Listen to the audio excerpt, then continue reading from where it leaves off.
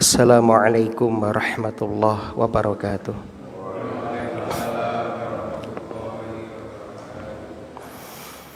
Innal hamdalillah nahmaduhu wa nasta'inuhu wa nastaghfiruh wa na'udzu billahi min syururi anfusina wa sayyiati a'malina may yahdihillahu fala mudhillalah wa may yudlil fala hadiyalah.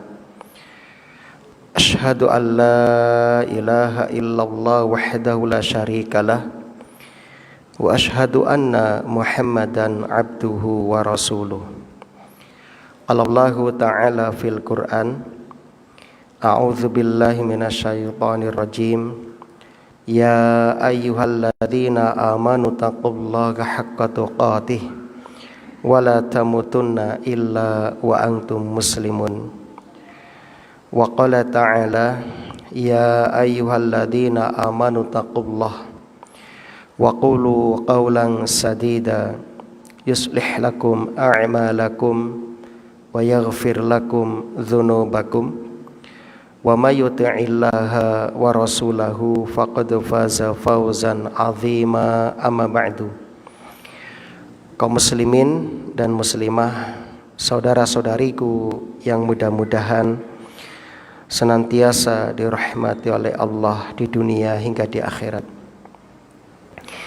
Alhamdulillah alladzi bi ni'matihi tatimmus sholihat.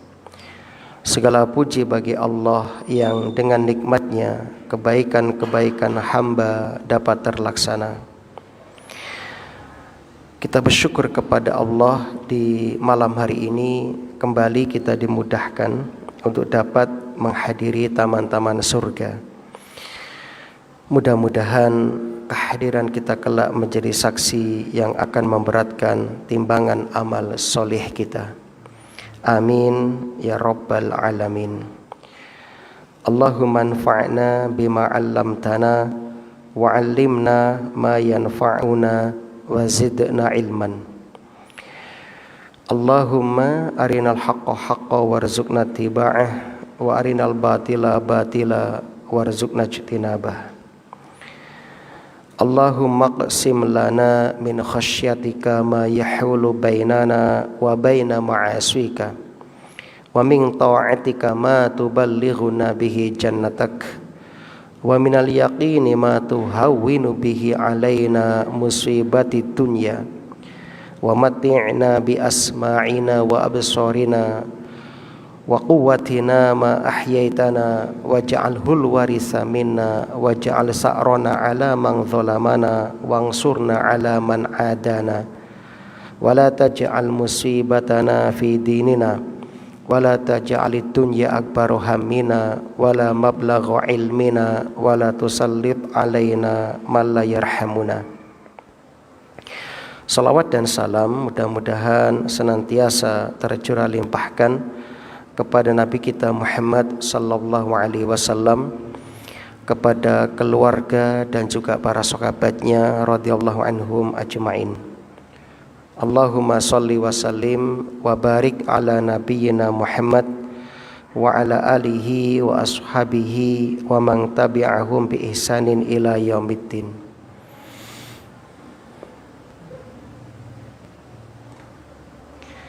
Alhamdulillah para jamaah rahimani wa rahimakumullah.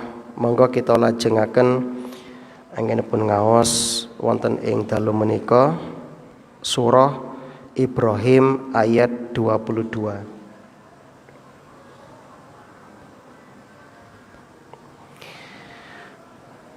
Pada ayat yang lalu, ayat yang ke-21, Allah Subhanahu wa taala menggambarkan keadaan orang-orang kafir setelah dibangkitkan. Ketika nanti seluruh manusia berdiri di hadapan Allah Subhanahu wa taala. Maka saat itu terjadilah dialog antara pengikut dengan pemimpin kesesatan. Lalu iblis mendatangkan mimbar dari api dan berkhutbah di neraka. Sebagaimana disebutkan dalam tafsir At-Tabari jilid 16 halaman 563, Al-Hasan Al-Basri rahimahullah mengatakan, "Idza kana yaumul qiyamati qama iblisu khatiban ala mimbari min nar." Tatkala hari kiamat, iblis berdiri di atas sebuah mimbar dari api. Faqala, lalu iblis berkhutbah, "Innallaha wa'adakum wa'dal haqqi wa wa'adtukum fa akhlaftukum." Sesungguhnya Allah telah menjanjikan kepadamu janji yang benar, dan aku pun telah menjanjikan kepadamu, tetapi aku menyelisihinya. Kata Ibnu Katsir rahimahullah, yukhbiru ta'ala, Allah mengabarkan amma khataba bihi iblisu atsba'ahu, khutbah yang disampaikan iblis kepada para pengikutnya. Ba'dama qadallahu baina ibadah, yaitu setelah Allah menghisab, setelah Allah memutuskan para hambanya. Fa adkhalal mu'mininal jannat, lalu Allah memasukkan orang-orang mukmin ke dalam surga. Wa askanal kafirina darakat, dan Allah menempatkan orang-orang kafir ke dalam neraka jahanam. Faqama fihim iblis la'anahullah, lantas iblis berdiri berkhutbah, semoga Allah melaknatnya. Hina idzin, di waktu itu, khatiban, sebuah khutbah, liyazidahum huznan ila huznihim, dengan khutbah yang semakin menambah kesedihan di atas kesedihan para pengikutnya. Wa ghabnan ila ghabnihim, dan kerugian di atas kerugian. Wa hasrah ila hasratihim, serta penyesalan di atas segala penyesalan. Jadi kaum muslimin, khutbah tersebut disampaikan oleh iblis ketika para pengikutnya saat itu dalam kondisi sangat menegangkan.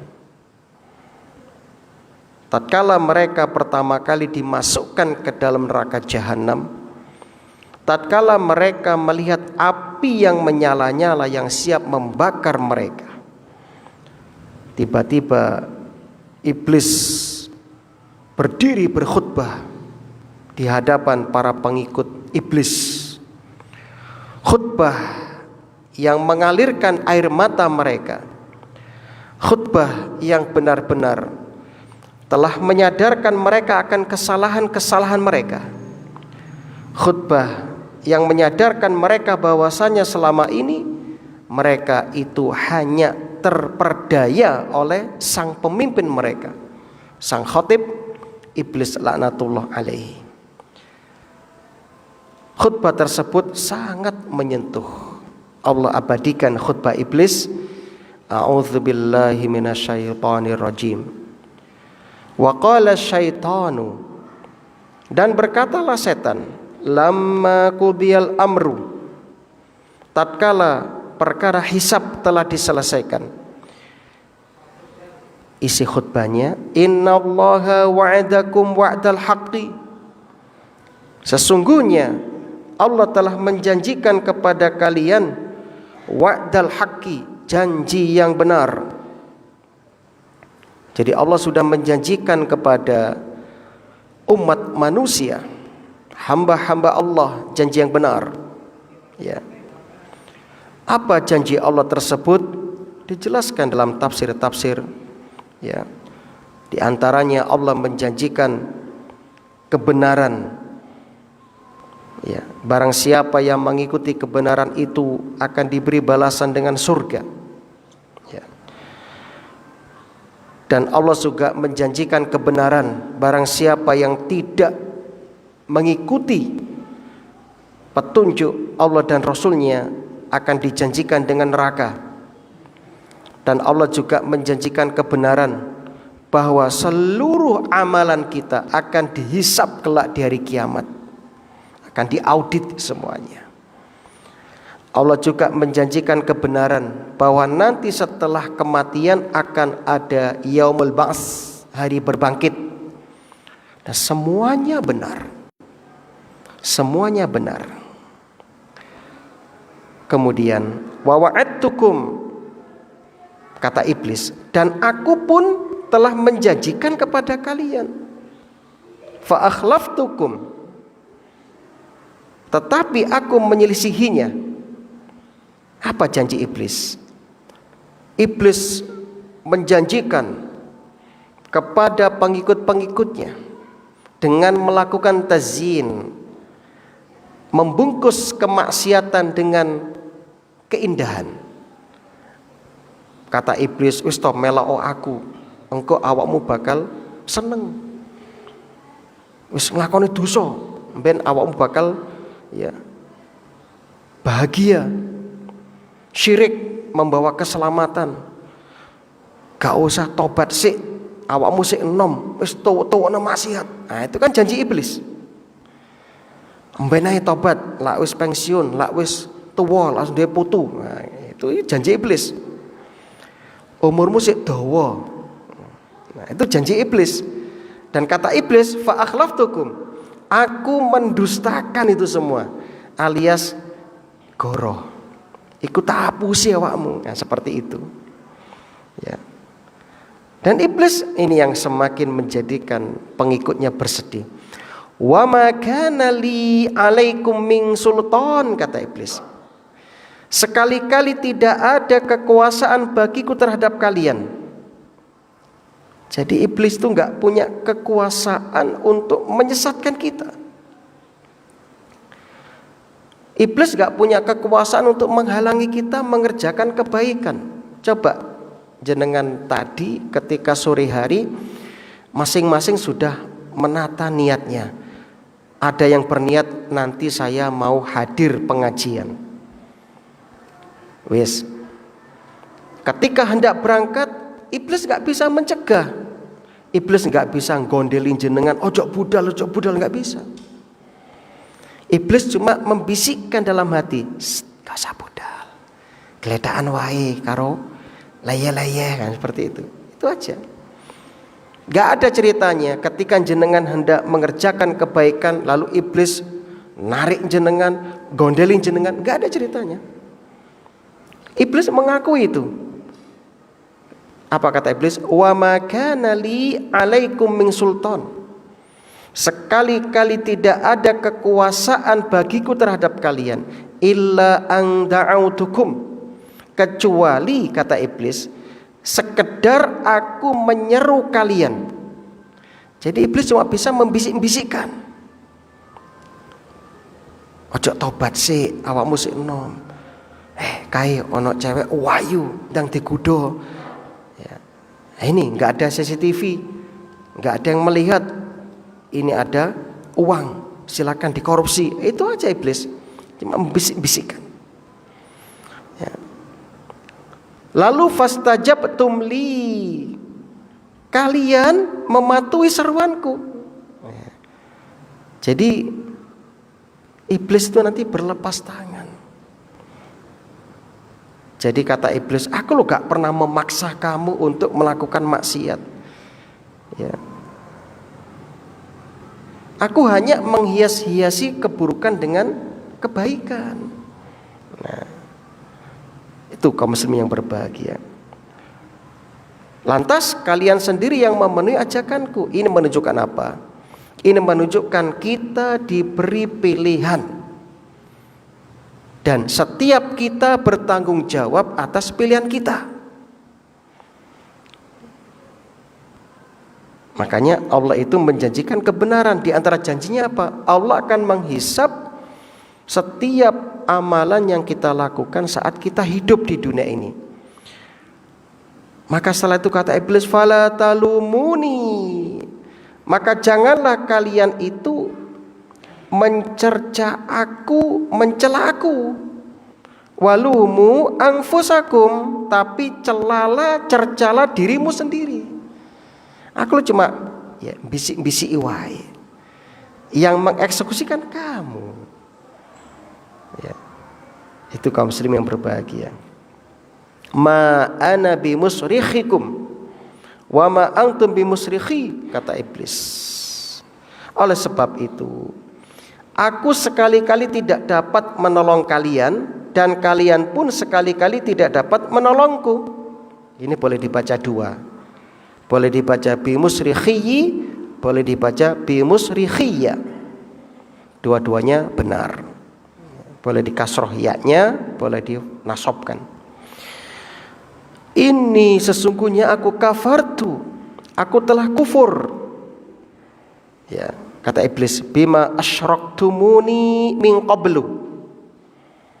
Ya. Aku telah kufur, artinya apa? Tidak membenarkan perbuatan kalian yang mempersekutukan aku dengan Allah sejak dahulu. Jadi iblis sendiri ngakoni, ya, lah aku loh gak pernah minta kamu menyekutukan aku dengan Allah, kan itu kamu sendiri yang melakukan. Aku sendiri enggak pernah mendakwakan itu, seperti itu. Dari dulu itu sudah, kata iblis. Jadi ini semakin menyedihkan ini kan. Dan inilah puncak penyesalan penghuni neraka. Yang diharapkan memberikan syafaat ternyata bareng-bareng disiksa dengan rokok. Lahum azabun alim, dan bagi mereka azab yang pedih. Wa adkhilal ladzina amanu, dan dimasukkanlah orang-orang yang beriman. Wa amilus solihati, dan beramal soleh. Jannatin tajri min tahtihal anhar, ke dalam surga yang mengalir di bawahnya sungai-sungai. Khalidina fiha, mereka di dalamnya kekal abadi, tidak mati, tidak akan keluar dari surga, dan mereka terus merasakan kenikmatan. Tidak ada lelah, capek, penat di surga, nggak ada sifat jemu atau bosan. Mereka di dalam surga itu biizni rabbihim, dengan izin Tuhan mereka. Inilah khutbah iblis.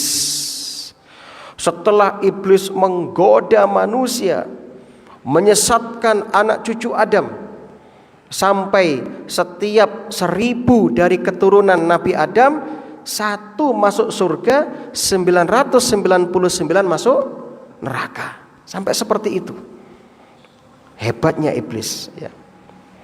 Setelah dijerumuskan semuanya, tercapai cita-citanya, lalu dia pun berlepas diri dari para pengikutnya, sama sekali tidak bertanggung jawab atas godaan-godaannya. Bahkan tidak mau disalahkan, tidak mau dicela. Tetapi iblis malah menyuruh pengikutnya untuk mencela diri mereka sendiri. Salahi sopo melo aku, sing bodoh sopo, kan begitu kasarannya. Awakmu toh, aku cuma bisik-bisik tok. Ya.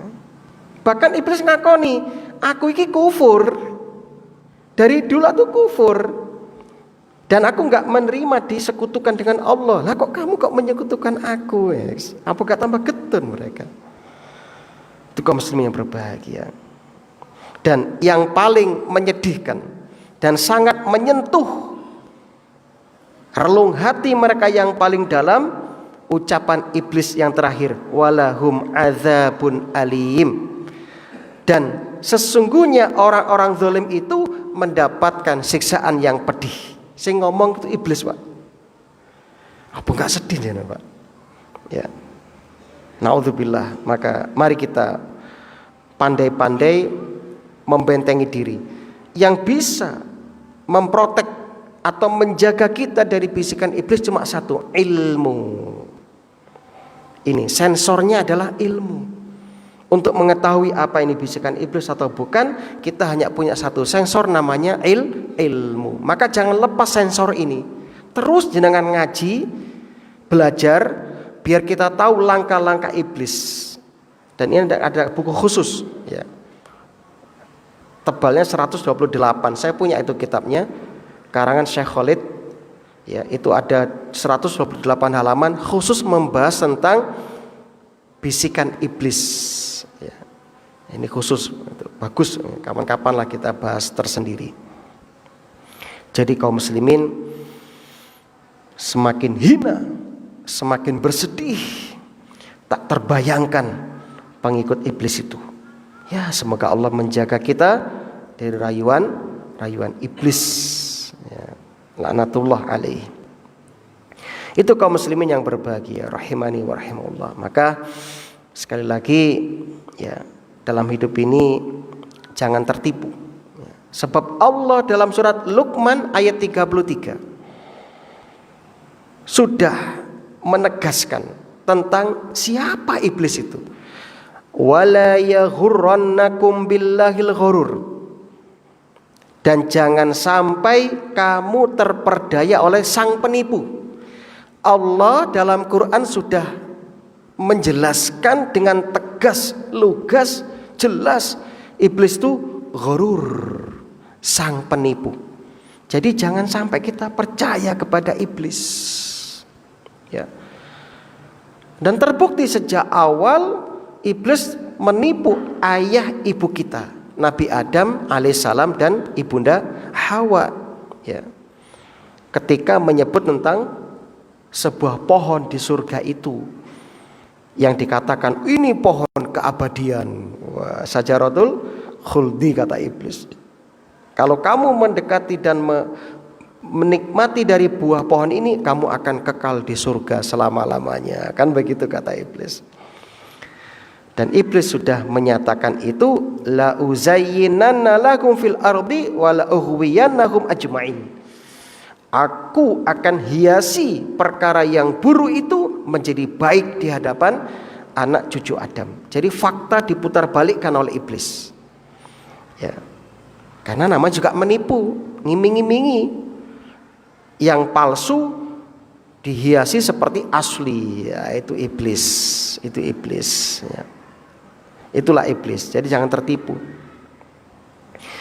Makanya Allah menegaskan dalam surat Yasin ayat 60, alam a'had ilaikum ya bani Adam, bukankah aku telah memerintahkan kepadamu hai anak cucu Adam, alla ta'budu syaiton, agar kamu jangan menyembah setan. Ingat, innahu lakum aduwwum mubin, sesungguhnya setan itu bagimu musuh yang nyata. Kaum muslimin, iblis tidak perlu menjadikan kita rukuk sujud kepadanya, enggak perlu. Cukup dibisikkan, lalu kita mengikuti bisikan iblis, selesai sudah. Kita menjadi pengikut iblis. Selesai. Nah, itu kaum muslimin yang berbahagia. Maka sekali lagi saya tekankan, saya ulangi lagi, setiap kita itu ada jin korin, ada malaikat hafadhah. Setiap kita, setiap panjenengan ada jin korin yang selalu membisikkan keburukan-keburukan, dan ada malaikat hafadhah yang menjaga kita. Dan setiap kita pasti akan mengalami dua bisikan ini. Bisikan untuk melakukan kebaikan, bisikan untuk melakukan keburukan. Tergantung mana yang dominan dari keduanya itu.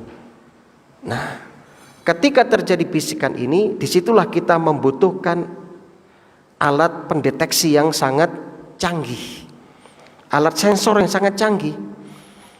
Apa itu? Ilmu yang sebagaimana tadi saya sampaikan. Sebab dengan ilmu kita bisa membedakan mana godaan iblis, mana godaan setan, dan mana bisikan malaikat. Ya. Kalau ingin sensor kita semakin kuat, maka selain berilmu, kita supaya memberi nutrisi kepada malaikat hafadhah Dengan apa? Banyak zikir kepada Allah, membaca Al-Quran, ya, melakukan amal-amal kebaikan. Ini akan menjadikan bisikan malaikat semakin kuat. Tapi kalau kita nggak pernah memberi nutrisi malaikat, kita pekerjaannya maksiat tok, ucapan kita keburukan tok, ya, maka yang terjadi apa? Bisikan jin korin semakin kuat, ya, semakin kuat, ya, sehingga menjadi yang dominan seperti itu. Maka itu kaum muslimin yang berbahagia. Jadi iblis itu setiap hari pekerjaannya apa? Mengacaukan pikiran kita, ya, membisik-bisikkan dalam pikiran kita keburukan-keburukan, ya, sehingga menjadikan kita rancu, tidak bisa membedakan mana hak dan mana batil. Naam. Ayat ini memberikan pelajaran kepada kita. Pelajaran yang pertama,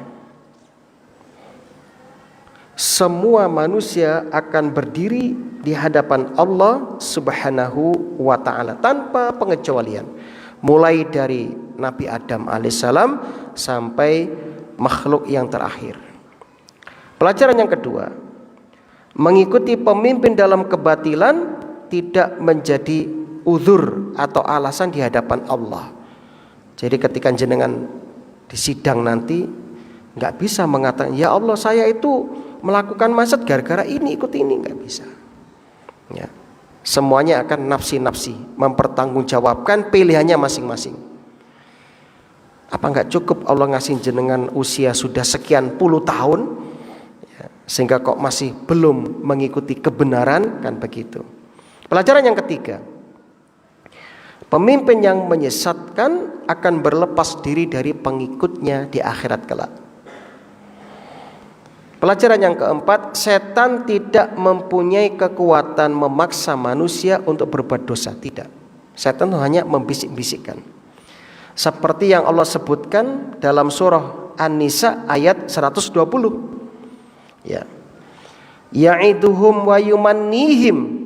Setan itu menjanjikan kepada mereka dan menjadikan angan-angan kepada mereka.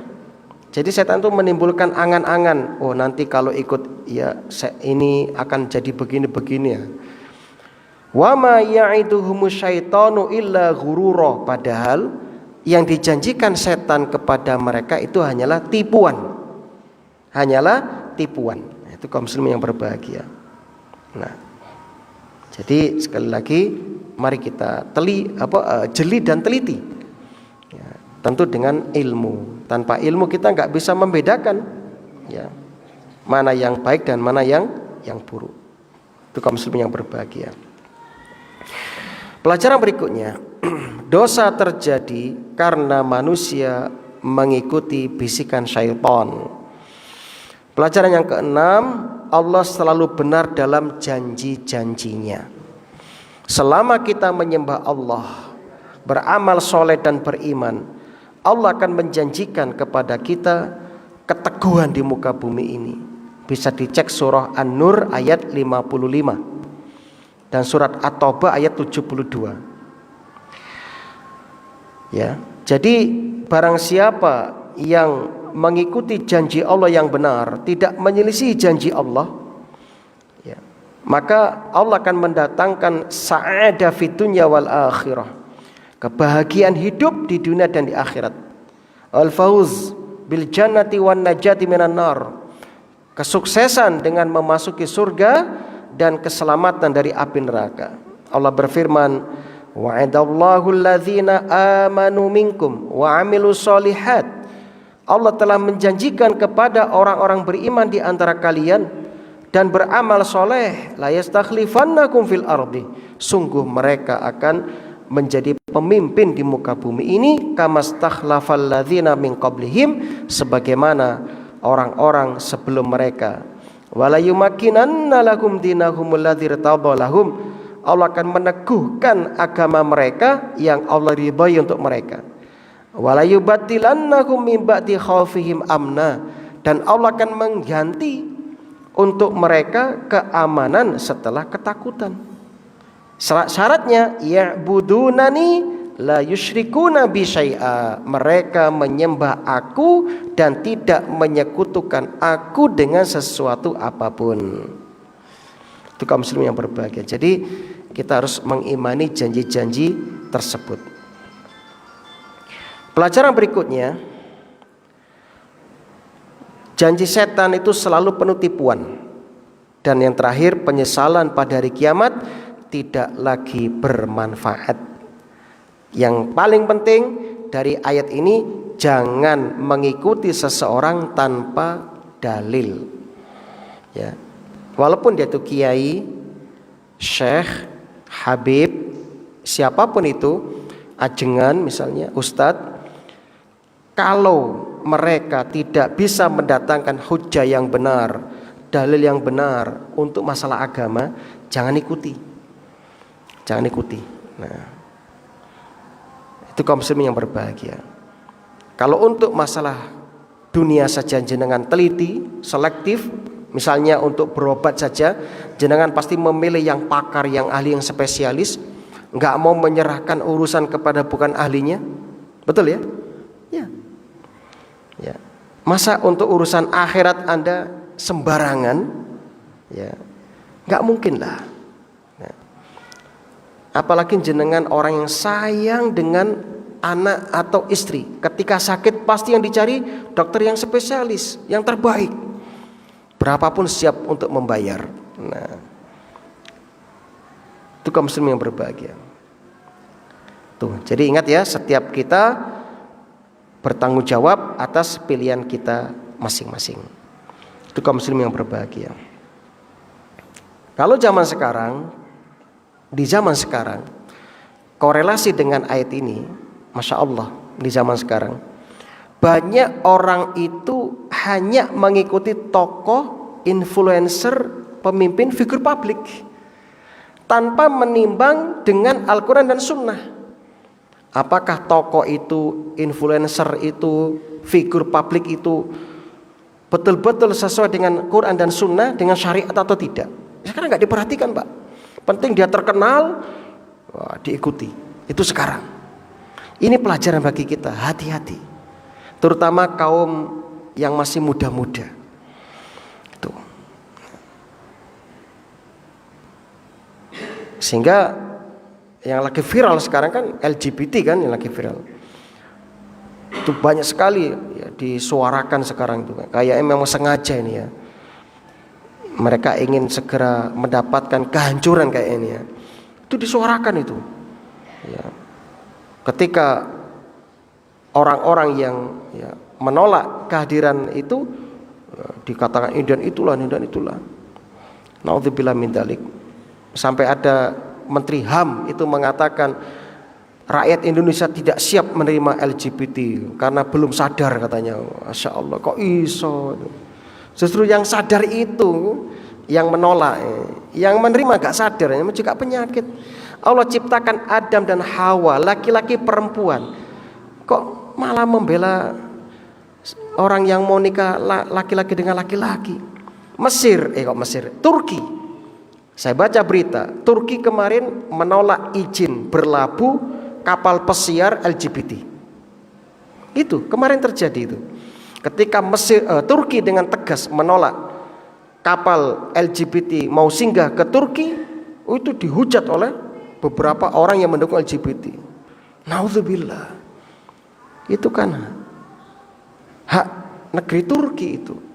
Dengan alasan LGBT nggak sesuai dengan agama Islam, tidak sesuai dengan kultur masyarakat Turki. Itu alasan yang luar biasa. Itu pun macam-macam. Naudzubillah min dzalik. Ngeri sekarang kaum muslimin. Nah, jadi monggo jangan menunda taubat, apalagi bertambah usia berarti semakin dekat dengan kematian kita. Naam.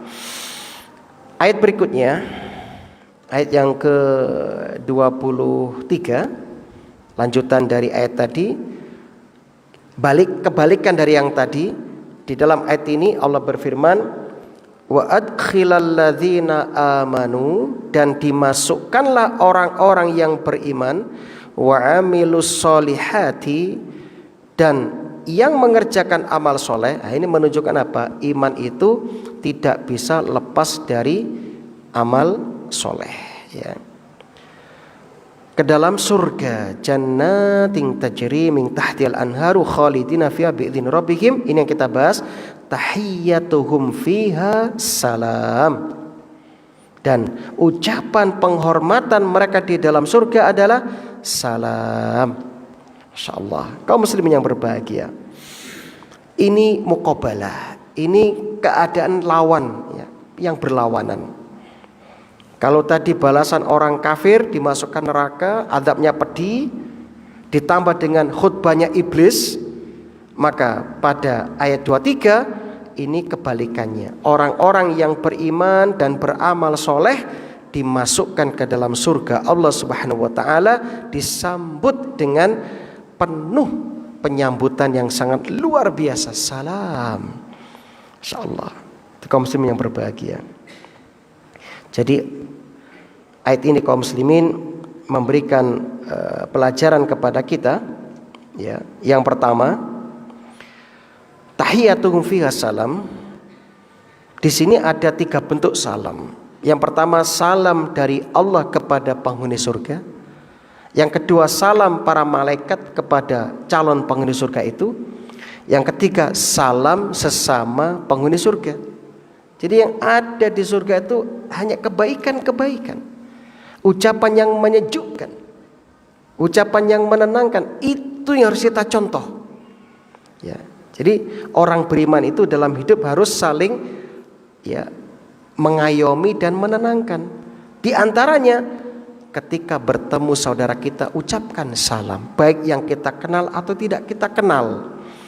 Dan ucapan kita juga salam keselamatan, ya, tidak, ya, menimbulkan ketakutan, kecemasan, tapi ucapan yang baik-baik, yang menyejukkan. Itu indahnya. Tidak saling menghasad, tidak saling menimbulkan kebencian, dendam sesama muslim, enggak. Ya, kita harus contoh ini. Calon-calon penghuni surga ini kita contoh mereka. Nah, dan ini bagian dari tuntutan dari keimanan kita. Sebagaimana kata Rasul, man kana yu'minu billahi wal yaumil akhir falyakul khairan aw liyasmut. Barang siapa yang beriman kepada Allah dan hari akhir, berkata yang baik atau diam. Bahkan Nabi dengan tegas mengatakan, wallahi la yu'min, demi Allah tidak beriman orang yang tidak aman tetangganya dari gangguan lisannya, dari gangguan tangannya.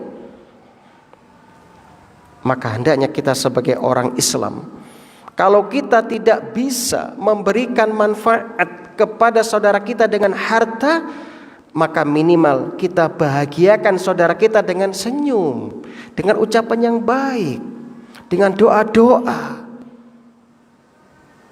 Dan itu akan kembali kepada kita kemanfaatannya, pahalanya. Setiap kita berdoa kebaikan untuk saudara kita, malaikat yang diutus untuk mengaminkan itu mengatakan amin walaka bimislin. Amin, kabulkan ya Allah, dan untukmu seperti apa yang kamu doakan. Jadi semakin jenengan mendoakan kebaikan kepada saudara kita yang tidak ada di hadapan kita, maka semakin besar pahala yang kita dapatkan dan kebaikan yang kita dapatkan. Itu kaum muslimin yang berbahagia. Naam. Ayat ini memberikan pelajaran kepada kita. Ya.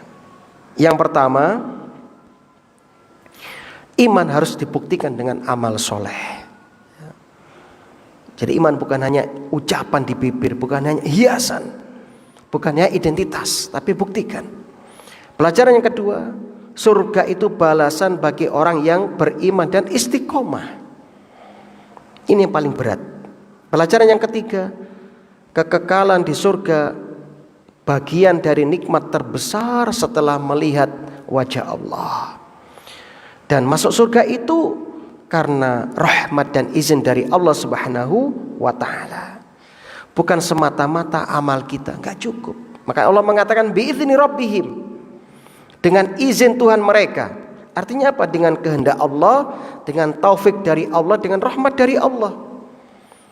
Kalau sampai kita meninggalkan ini, menempuh sebab-sebab mendatangkan rahmat, maka jauh kita dari surga.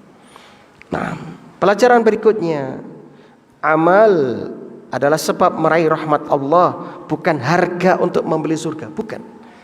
Nabi bersabda dalam hadis yang sahih, kalau anak cucu Adam lahir langsung sujud ibadah sampai mati, tidak akan cukup dibarter dengan surga, enggak cukup. Kaum muslimin berbahagia. Kemudian syiar penghuni surga itu adalah salam, menyebarkan salam, keamanan, ketentraman, kasih sayang. Tidak ada permusuhan dalam hati mereka. Apalagi sebelumnya penghuni surga sudah dihisap di Qantharah. Jadi nanti selanjutnya dihisap yang pertama, baru jangan melewati sirat. Nah, yang sukses melewati sirat akan berhenti di Qantharah, persinggahan sebelum masuk surga. Di Qantharah dihisap hatinya. Kalau sebelum melewati sirat, yang dihisap amalannya. Ya, mana kebaikan keburukan itu ditimbang. Kalau lebih banyak kebaikannya masuk surga. Kalau lebih banyak keburukannya, ya mampir dulu di neraka. Kalau imbang, Anda akan ada di A'raf sana. Ya, Anda ada di atas, di tengah-tengah, nunggu keputusan Allah. Anda lihat ke kanan, tersenyum, tertawa. Lihat ke kiri, nangis. Gitu. Kenapa? Anda pingin ke surga nggak bisa, ke neraka juga nggak bisa. Jadi diam di situ. Karena amalnya 50-50, 50-50. Ya. Maka Anda nunggu keputusan Allah nanti. Siapa tahu ada syafaat sehingga bisa masuk surga. Nah, itu. Jadi sebelum masuk surga itu dihisap hatinya. Tidak ada ghil, tidak ada hasad, tidak ada iri, tidak ada dengki. Sehingga nggak ada ceritanya nanti istri kita cemburu sama bidadari, nggak ada ceritanya. Nah, itu kenikmatan di surga nanti. Masya Allah, ini harapan. Nah, tip kaum muslimin yang berbahagia. Ya. Maka mulai sekarang, siapapun yang mengaku beriman, buktikan dengan terus memperbaiki amal solehnya sampai kita wafat. Wa'bud rabbaka hatta ya'tiyakal yakin. Sembahlah Tuhanmu, beribadalah kepada Tuhanmu sampai datang kepadamu kematian. Dan ingat, di tengah saat ini di mana banyak kaum muslimin menghadapi permusuhan, fitnah, ujaran-ujaran kebencian, maka kita ingat bagaimana sikap penghuni surga. Mereka orang-orang yang penuh dengan kedamaian, ucapannya baik, ya, membiasakan menjaga lisan, ya, tidak merusak hubungan dengan saling memfitnah, ya, saling memaafkan. Itu harus kita contoh dari ayat ini. Alhamdulillah, semoga ini bermanfaat. Amin ya rabbal alamin. Nah, rampung ayat berapa tadi? 22 hingga 23. Yang akan datang insyaallah kita akan membahas tentang perumpamaan, ya, perumpamaan kalimat yang baik dari golongan yang berbahagia dan gambaran kalimat yang buruk dari golongan yang celaka. Taib, mungkin ada yang mau ditanyakan? Kalau bisa kita jawab, kalau nggak bisa kita carikan jawabannya.